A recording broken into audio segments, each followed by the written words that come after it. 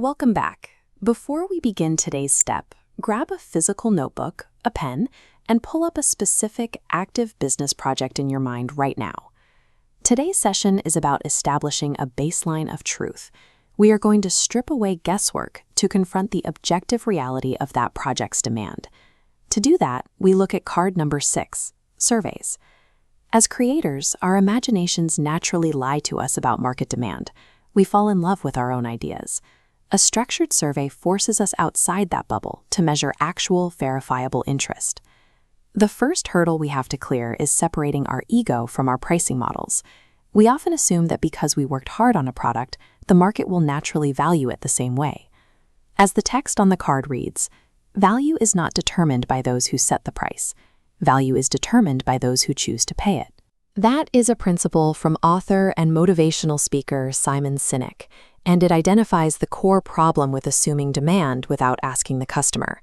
When you finally do ask people if they would buy your product, you will immediately encounter the false positive. Respondents regularly overstate their purchasing intent purely out of social politeness. This chart visualizes how we translate that polite verbal intent into hard probability. When a respondent says they will definitely buy, you actually have an 85% chance of a sale. If they say probably, that drops to 35%. And if they say maybe, it is a 5% chance. Stop using raw enthusiasm as a metric for success. To build realistic revenue projections, you must apply this strict mathematical translation, especially when navigating the massive gap between an 85% definite and a 5% maybe. Now, let's turn this theory into execution using the dark section at the bottom of the card. The first bullet asks you to define your exact information goal. Are you trying to extract selling points, identify interested demographics, or generate new ideas? The next prompts push further, asking you to identify preferred product names, price points, and determine exactly which groups or organizations you can ask to participate. Look at your active project. Choose only one of these prompts, the single most critical missing piece of data for your business right now, and write your specific objective down in your notebook. Stop right here. Physically pause the video for exactly 5 minutes to complete this writing exercise before proceeding.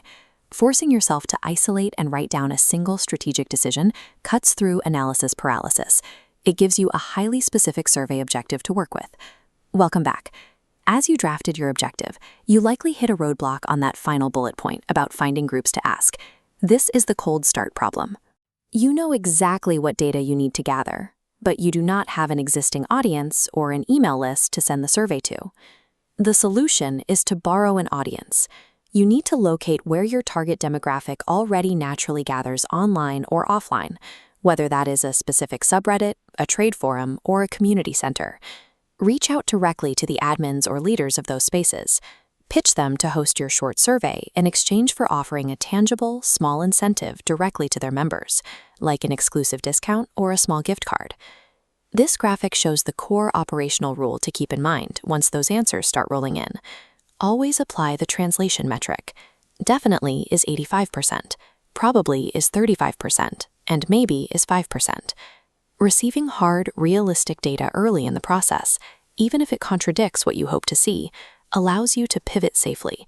That is always a better outcome than building the whole project and discovering failure late.